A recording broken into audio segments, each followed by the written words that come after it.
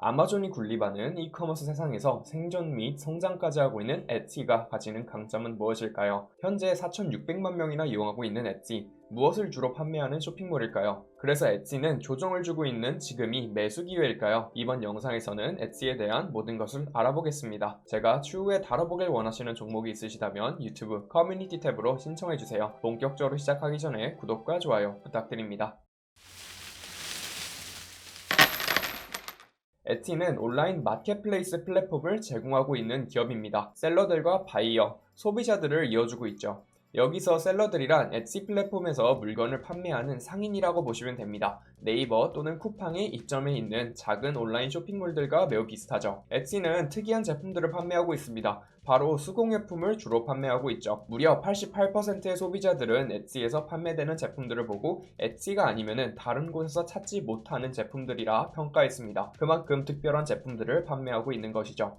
이는 아마존이나 이베이와 같은 이커머스 공룡들과 차별점을 두어 생존할 수 있는 원인을 제공하기도 했습니다. 대부분의 대형 이커머스 기업들은 빠르고 저렴한 가격에 물건을 판매하는 것에만 집중합니다. 그에 반면 에티는 인간미가 부여되어 있는 제품을 적절한 가격에 판매하는 모습을 볼 수 있죠. 에티의 매출 구조도 살펴보겠습니다. 아마존이나 여타 플랫폼들과는 다르게 물건이 판매될 때 수수료를 부과하고 있습니다. 아마존의 경우 규모가 커질 경우 입점 수수료가 생기죠. 에티는 판매 시 5%의 수수료와 3에서 4.5%의 결제 수수료를 가져간다고 합니다. 더불어 물건을 마켓에 올릴 때 0.2달러의 등록비가 부과된다고 하죠. 아마도 한화 200원 정도의 등록비가 있는 이유는 허위 매물 또는 중복 등록을 방지하기 위한 정책이 아닐까라는 생각이 듭니다. 더불어 부가 서비스를 제공하여 매출도 올리고 있습니다. 첫 번째로 에티의 웹사이트에 광고를 게재해주는 대가로 수익을 올리고 있습니다. 각각의 카테고리별로 원하는 위치에 광고를 게재할 수 있기에 쇼핑몰에서 광고 모델은 상당히 매력있어 보입니다. 더불어 배송비를 할인해주는 에티 shipping 레이블도 판매하고 있죠. 일종의 택배를 조금 더 싸게 이용할 수 있는 선결제 시스템이라고 보시면 됩니다. 트래킹 서비스를 자동으로 연동시키기에 판매자도 소비자도 만족할 수 있죠. 더불어 최근에 인수한 리버브라는 기업에서도 매출이 발생하고 있습니다. 리버브는 빈티지 악기 및 음악 관련 도구들을 판매하는 플랫폼입니다. 매출의 3.5%를 수수료로 부과하고 있죠. 더불어 리버브의 광고는 특이하게 운영이 되고 있습니다. 광고료를 미리 지불하고 게재를 하는 것이 아닌 물건이 판매될 때 퍼센트로 광고비가 자동 지불된다고 합니다. 매출의 몇 퍼센트를 광고료로 지불할지를 설정 가능하니 촬영이 매출이 더 높을지 판매 대금의 쉐어링 형태가 매출이 더 높을지 궁금해지네요. 에티가 가지는 가장 핵심적인 장점은 이커머스 시장의 규모 및 성장세입니다. 당연하게도 이커머스 시장은 매년 무럭무럭 크고 있습니다. 현재 에티는 6개의 나라에 집중하고 있습니다.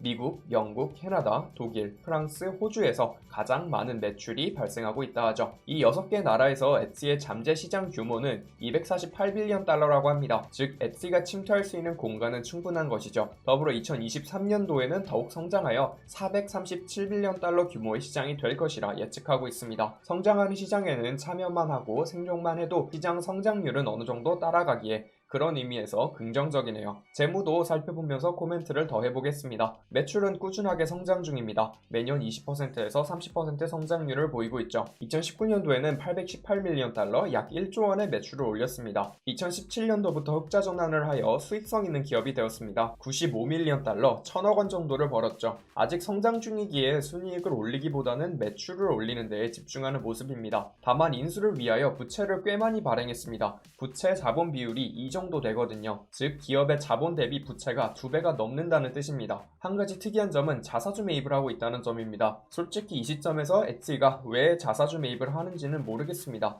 스스로 저평가되어 있는 기업이라고 생각을 하고 있거나 더 이상 성장할 여력이 없어 주주에게 수익을 환원하는 개념으로 접근하는 것일까요? 일반적으로 성장하는 기업은 기업에 재투자를 많이 하는 편인데 에티는 그런 측면에서는 특이하다고 볼 수 있습니다. 이제 다시 돌아와 셀러들의 통계를 잠시 살펴보겠습니다. 무려 250만 명의 셀러가 에티에서 활동하고 있다 합니다. 에티에 참여하는 83%의 셀러들은 여성이라고 합니다.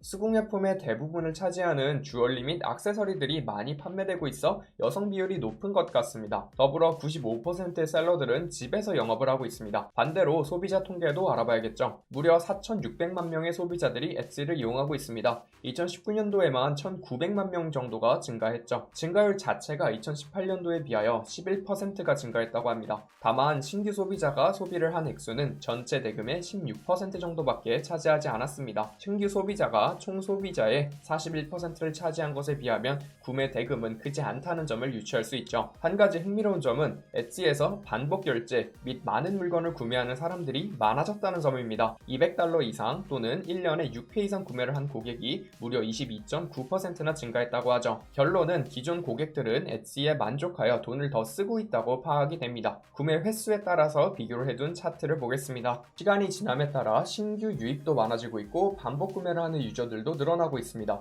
특히 매년 고빈도 결제를 하는 계층이 늘어나고 있다는 것은 긍정적인 시그널이죠. 셀러들의 통계도 살펴보면 2014년을 기점으로 매년 더 많은 셀러들이 엣지 플랫폼에 살아남아 영업을 하고 있습니다. 하지만 소비자는 매년 유지되는 비율이 줄어들고 있습니다. 만약 엣지의 서비스가 매년 좋아지고 있다면 시간이 지남에 따라 유지력이 늘어나야 하지만 반대의 현상이 나타나고 있는 것이죠.